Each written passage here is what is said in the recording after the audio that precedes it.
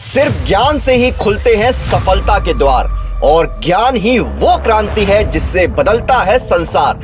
Text book super coaching लेकर आया है इस 27 से 30 सितंबर सिलेक्शन क्रांति सेल, जहां आपको मिलेगा अप टू 90% ऑफ और 50% की एक्स्ट्रा वैलिडिटी। तो बदलिए देश का भविष्य। तो अगर आप इन एग्जाम्स की तैयारी कर रहे हैं तो अभी जाइए और इस ऑफर का लाभ उठाइए।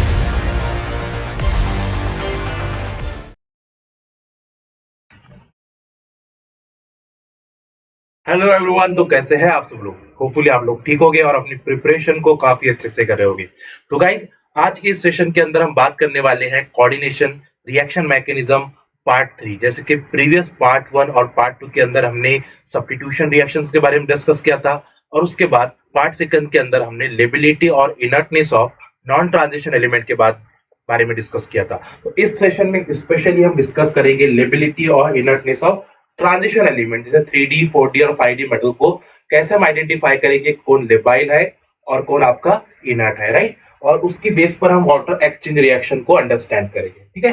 तो चलिए चलते हैं। तो ये आप टाइमिंग नोट कर लीजिए। मास्टर क्लास का टाइमिंग यहाँ पे 2:30 PM और हमारे यूट्यूब का जो टाइमिंग है वो आपका 10 PM है, जो लाइव क्लासेस हो रही है, जिसमें हम बायनऑर्गेनी का रिवीजन कर रहे हैं और यहाँ पे कोऑर्डिनेशन का रिवीजन कर रहे हैं, ठीक है। तो इस चैनल को सब्सक्राइब जरूर कर दे और अपनी प्रेजेंटी जरूर लगाए। लाइक बटन से अपनी प्रेजेंटिंग को जरूर लगाएं।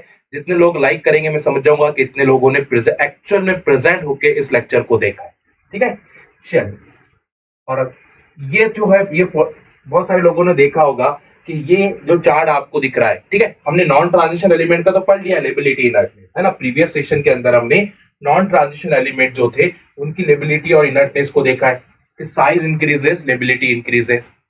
जितनी ज्यादा साइज होगा उतना मोर लेबाइल होगा, जितनी कम साइज होगी उतना लेस लेबाइल होगा, ठीक है। बेरियम की साइज सबसे ज्यादा है तो ये मोर लेबाइल हो गया। Then strontium, then calcium, magnesium और beryllium. Beryllium is very smaller in size तो ये इनर्ट हो जाता है, और barium is the very larger in size, ये लेबाइल हो जाता है। ये हमने कहा देखा है प्रीवियस पार्ट सेकंड के अंदर। अब हम ट्रांजिशन एलिमेंट की बात कर रहे हैं कि why copper is the more labile, why निकल इज द लेस लेबाइल, ठीक है।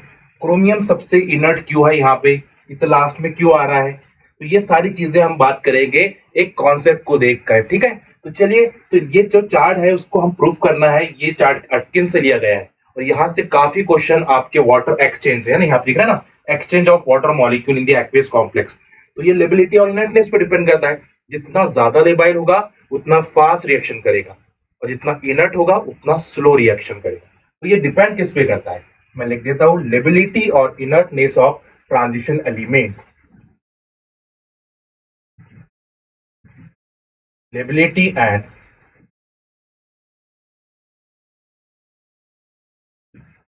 inertness of transition element, transition elements। Lability और inertness of transition elements are depends on, किस पर डिपेंड है, डिपेंड्स ऑन, पहला फैक्टर है आपका CFAC, crystal field stabilization energy, crystal stabilisation. Second factor है बच्चों charge, charge on settlement. Third factor है आपका principal quantum number, third factor is the principal quantum, principal quantum number. तो ये क्या कह रहा है कि CFAC increases, lability will be decrease. अगर CFAC इंक्रीज होगी तो लेबिलिटी आपकी डिक्रीज होगी। CFAC इंक्रीज होने से लेबिलिटी क्या हो जाती है, डिक्रीज, क्योंकि CFAC इंक्रीज होने से स्टेबलाइजिंग एनर्जी इंक्रीज होती है, स्टेबलाइजिंग एनर्जी आपकी ज्यादा हो जाती है, right. Charge increases, lability also decrease. Charge increase होगी तो लेबिलिटी क्या हो जाएगी, डिक्रीज हो जाएगी। और principal quantum number increases, lability also decreases. यानी 5D is more inert than 4D and 4D is more inert than 3D metal. तो ये कॉन्सेप्ट हम लगा सकते हैं हमारी लेबिलिटी और इनर्टनेस के लिए, लेबिलिटी और इनर्टनेस के लिए। अगर आपको लेबाइल और इनर्ट निकालना है, अगर आपको निकालना है कि कौन से कॉम्प्लेक्स लेबाइल है कौन से कॉम्प्लेक्स इनर्ट है, तो हम निकालेंगे CFAC के बेस पर।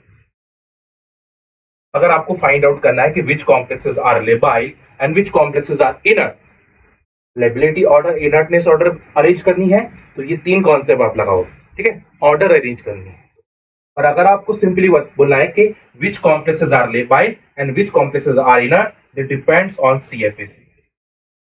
इस पर डिपेंड करेगी क्रिस्टल फील्ड स्टेबलाइजेशन एनर्जी।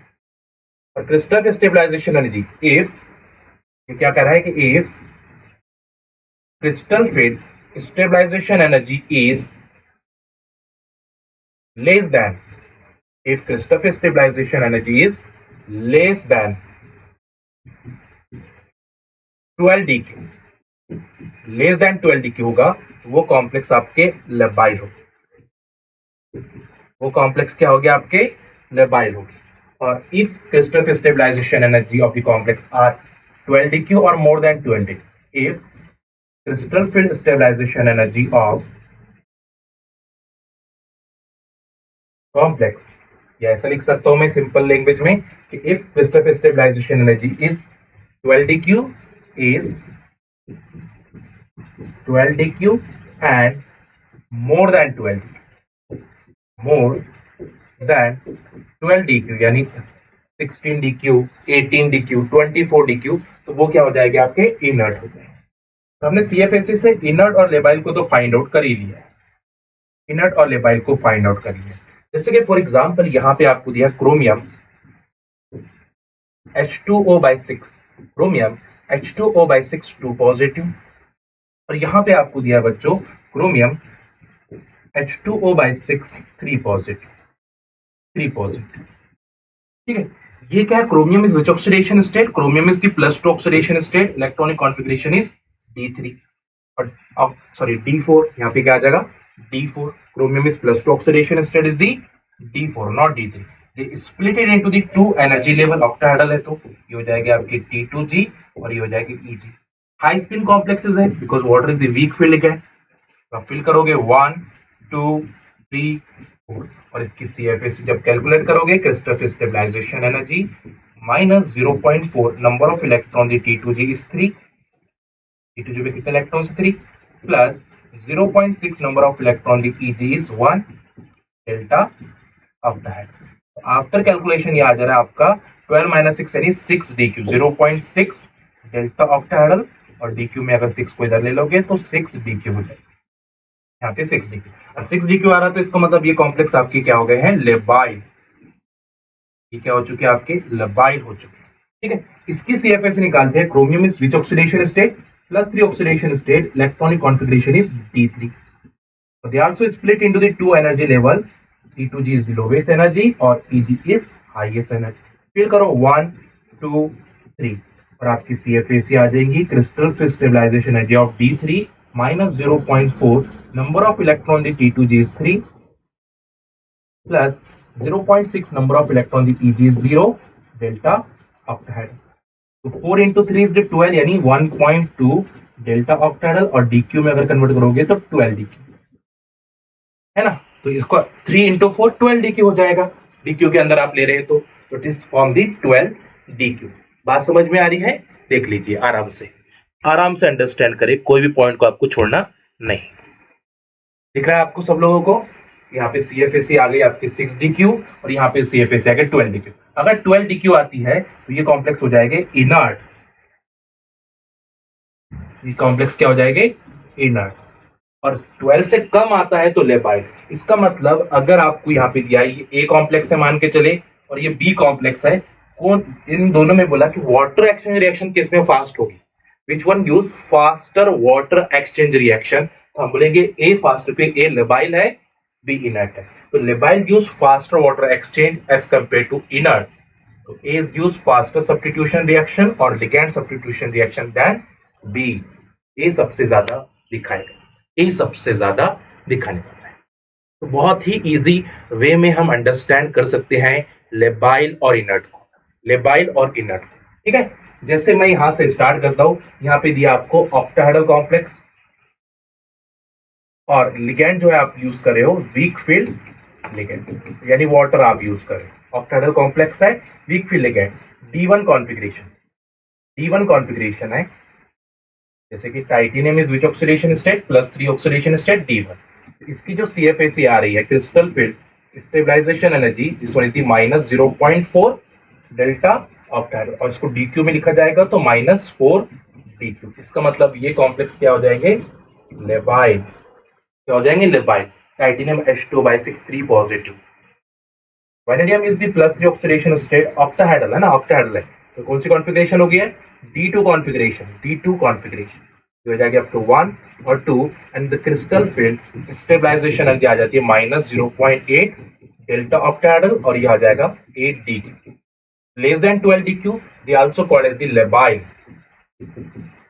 तो D2 also labile। Vanadium is which oxidation state, +2 oxidation state। Vanadium is the +2 oxidation state, D3 octahedral है। they also split into the 2 energy level, lowest energy को T2G कहा गया है, highest energy को EG, हो जाएगा 1 2 3, और इसकी CFA से आ जाएगी 12 DQ, -1.2 डेल्टा ऑक्टाहेड्रल, और DQ में अगर लिखा जाएगा तो 12 DQ। और जब 12 DQ आती है तो CFAC क्या बन जाती है, सॉरी, कॉम्प्लेक्स क्या बन जाता है, इनर्ट बन जाता है। कॉम्प्लेक्स क्या बन जाता है, इनर्ट। यानी D2 और D3 में फास्ट वाटर एक्सचेंज कौन करेगा, जो वैनेडियम +2 है, वैनेडियम +2, वैनेडियम H2O/6 3 पॉजिटिव, ये फास्ट वाटर एक्सचेंज करेंगे वैनेडियम H2O/6 2 पॉजिटिव से। ऐसा क्यों, क्योंकि ये D3 है और ये D2 है, और D2 की CFAC 8 DQ आ रही है, और इसकी CFAC 12, और ये 12 DQ जब भी आता है तो इनर्ट होता है, मोर CFAC लेस रिएक्शन हो जाएगी, ठीक है, और 8 DQ आ रहा तो लेबाइल हो गया, इसका मतलब फास्ट रिएक्शन दिखा। वाटर एक्सचेंज रिएक्शन में vanadium H2/6 3 positive use 10 time faster, 10 time faster या 30 टाइम फास्टर बोला गया है मिस करंट टारगेट, तो 30 टाइम फास्टर होगी किससे, D3 से। तो D3 इज ऑलवेज इनर्ट। जैसे वहां पे आप क्रोमियम कॉम्प्लेक्स की बात करते हैं, chromium is which oxidation state, chromium is the +2 oxidation state, electronic configuration is D4।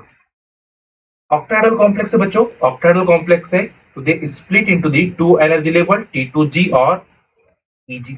Fill करते हैं 1 2 3 4। मैंने क्या बोला था, वीक फील्ड है तो हाई स्पिन बनेगा, लो स्पिन तो बन नहीं सकता, वीक फील्ड लिगेंड है। इसकी CFAC कैलकुलेट करोगे, crystal field stabilization energy -0.6 delta octahedral, और DQ में हो जाएगा 6 DQ। अगर 6 DQ आ रहा है तो हो जाएगा लेबाइल, क्योंकि 12 DQ से कम है, 12 DQ से कम है तो लेबाइल हो जाएगा। तो इन दोनों के अंदर कंपैरिजन अगर करेंगे कि D4 और D3 में कौन फास्टर वाटर एक्सचेंज करेगा, तो D4 वाटर एक्सचेंज करेगा D3 से, D4 वाटर एक्सचेंज फास्टर करेगा D3 से। कितना इजी है।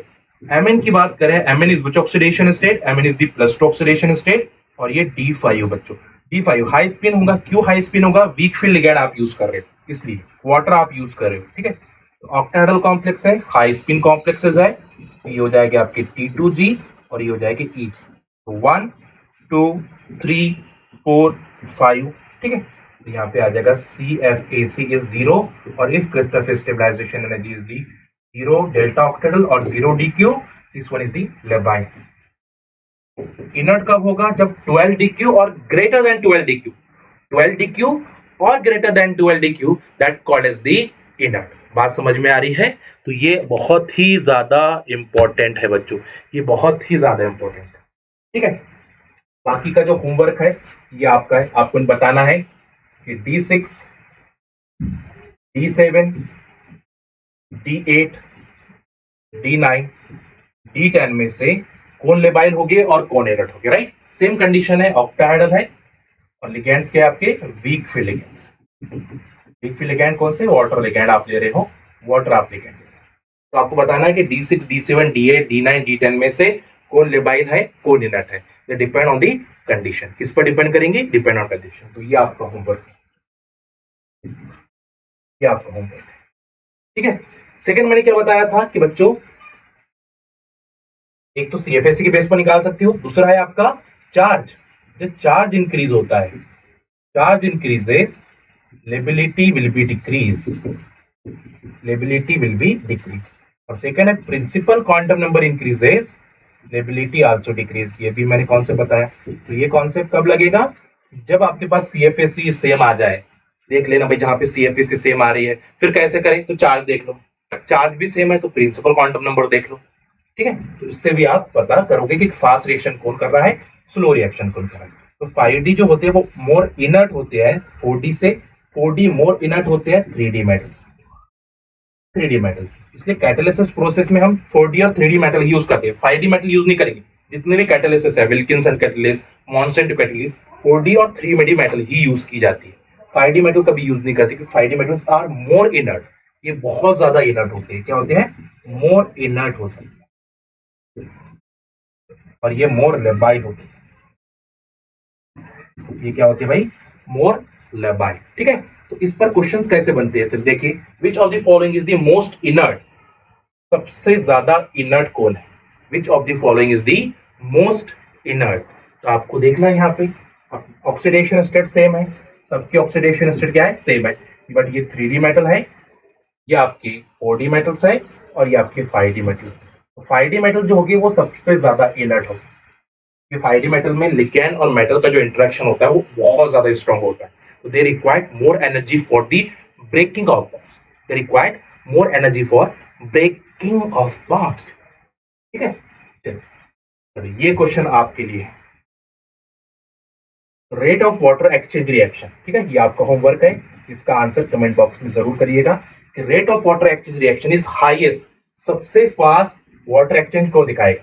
फास्ट बोला है, फास्ट। जो मोर लेबाइल होगा वो फास्ट रिएक्शन दिखाएगा, जो इनर्ट होगा वो स्लो रिएक्शन दिखाएगा। तो इनमें मोर लेबाइल कौन है वो आपको देखना है, और वो सबसे फास्ट रिएक्शन दिखाएगा, हाईएस्ट रेट उसका होगा वाटर एक्सचेंज, ठीक है। तो यहाँ पे इस टेलीग्राम के ऊपर इस सेशन की पीडीएफ आपको मिल जाएगी।